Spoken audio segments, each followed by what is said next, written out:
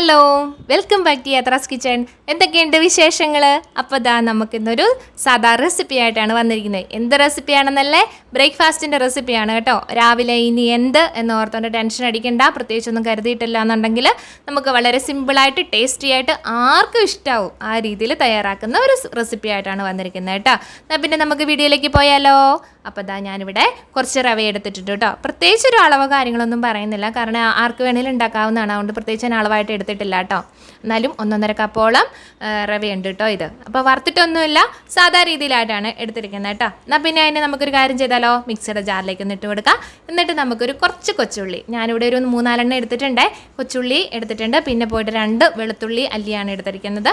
കുറച്ച് തേങ്ങയൊക്കെ അവനോണ്ട് ഇഷ്ടമാണ് കേട്ടോ, കാരണം തേങ്ങയൊക്കെ വേണമെങ്കിൽ കൂടുതൽ അരച്ചെടുക്കുകയാണെന്നുണ്ടെങ്കിൽ ഒന്നുകൂടെ ടേസ്റ്റ് ഉണ്ടാവുകയെ. പിന്നെ പോയിട്ട് ഇനി 1/2 ടീസ്പൂൺ ജീരകമാണ് ഇട്ട് കൊടുത്തിരിക്കുന്നത് കേട്ടോ. ജീരകപ്പൊടി വേണമെങ്കിലും ഉപയോഗിക്കാം കേട്ടോ. പിന്നെ നമ്മൾ ഒരു സ്വല്പം ഉപ്പും കൂടി ഇട്ട് കൊടുത്തിട്ടുണ്ട്. കുറച്ച് വെള്ളം ആദ്യം ഒഴിച്ചു കൊടുത്തു. അപ്പോൾ ആ വെള്ളം ഒഴിച്ചു കൊടുക്കുമ്പോൾ ഒന്ന് ശ്രദ്ധിക്കണേ.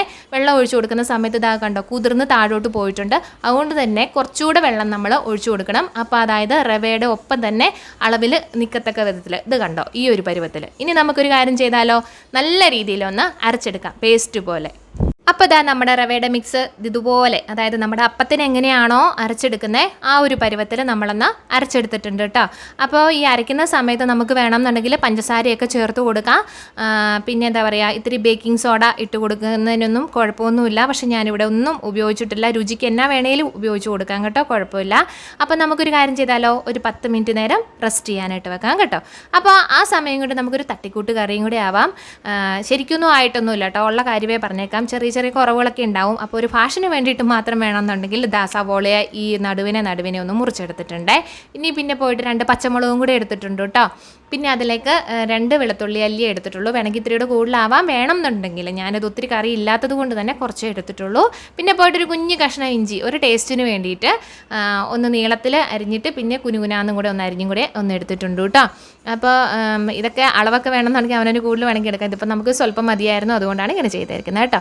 അപ്പോൾ ഒരു കടായി അടുപ്പത്തോട്ട് വെച്ചിട്ടുണ്ടേ. അപ്പോൾ ഒരു സ്വല്പം വെളിച്ചെണ്ണ കൂടി ഒഴിച്ച് കൊടുത്തിട്ടുണ്ട്. കടുകൊന്നിട്ട് കൊടുത്തിട്ടുണ്ട്, വെളിച്ചെണ്ണ ഒന്ന് മൂത്ത് വന്നതിന് ശേഷം കേട്ടോ. അപ്പോൾ കടുകൊന്ന് മൂത്ത് വന്നതിന് ശേഷം നമുക്കിനി ഇതിലേക്ക് 2 വറ്റൽമുളകോ അല്ലെങ്കിൽ ഒരു വറ്റൽമുളകോ ഒക്കെ ഒന്ന് മുറിച്ചിട്ട് കൊടുക്കാവുന്നതാണ്.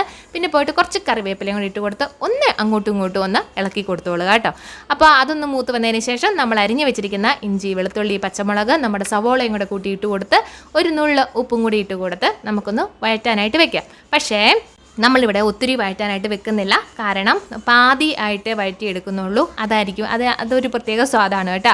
അപ്പോൾ അങ്ങനെയൊന്ന് നമുക്കൊന്ന് മൂടി വെച്ചിട്ടുണ്ട്. ഇനിയിപ്പോൾ നമുക്കതിലേക്ക് ഇടാനായിട്ട് 2 വലിയ തക്കാളിയാണ് എടുത്തിരിക്കുന്നത് കേട്ടോ. അപ്പോൾ ആദ്യം അതിനെ സവോള അരിഞ്ഞ പോലെ തന്നെ ഒന്ന് വട്ടത്തിൽ അരിഞ്ഞ് വന്നതായിരുന്നു. പക്ഷെ നോക്കിയപ്പോൾ അത് ഒത്തിരി വലുതായതുകൊണ്ട് തന്നെ ഞാനൊരു നീളത്തിലാക്കി അരിഞ്ഞാണ് എടുത്തിരിക്കുന്നത്.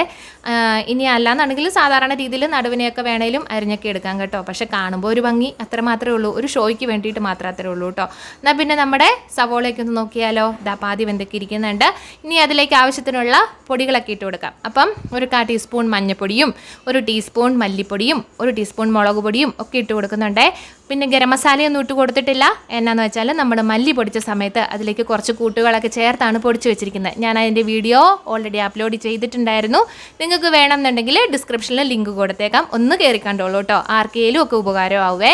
എന്നാൽ പിന്നെ നമ്മുടെ തക്കാളിയും കൂടെ ഒന്ന് ഇട്ട് കൊടുത്തോളുക, നമ്മുടെ പൊടി ഒന്ന് മൂത്ത് വന്നതിന് ശേഷം. എന്നിട്ട് നമുക്കൊരു 5 മിനിറ്റ് കൂടെ അടച്ച് വെക്കാം. പ്രത്യേകിച്ച് വെള്ളമൊന്നും ചേർക്കണ്ട, സാധാരണ രീതിയിൽ തന്നെ. എന്നാൽ പിന്നെ അതവിടെ ഇരിക്കട്ടെ അല്ലേ. എന്നാൽ പിന്നെ ഇത് നോക്കിയേ, 5 മിനിറ്റ് കഴിഞ്ഞ് നമ്മൾ തുറന്നപ്പോൾ നമ്മുടെ തക്കാളിയുടെ വെള്ളമൊക്കെ ഒന്ന് ഇറങ്ങി വന്നിട്ടുണ്ട്. നല്ല അടിപൊളിയായിട്ട് കിട്ടിയിട്ടുണ്ട് കേട്ടോ. ഇതൊരു പ്രത്യേക സ്വാദാണ്, ഒന്ന് ടേസ്റ്റ് ചെയ്ത് നോക്കിക്കോളൂ, അടിപൊളിയായിരിക്കും കേട്ടോ. ഇതുപോലെ തന്നെ നമുക്ക് വേണമെങ്കിൽ നല്ല ഫ്രൈ ഒക്കെ ചെയ്തിട്ട് വേണമെങ്കിലും എടുക്കാം, അതൊരു നല്ല ടേസ്റ്റാണേ. എന്നാൽ പിന്നെ നമ്മുടെ മാവൊക്കെ ഒരു 10 മിനിറ്റ് കഴിഞ്ഞ് നമ്മൾ നോക്കിയിട്ടുണ്ട്.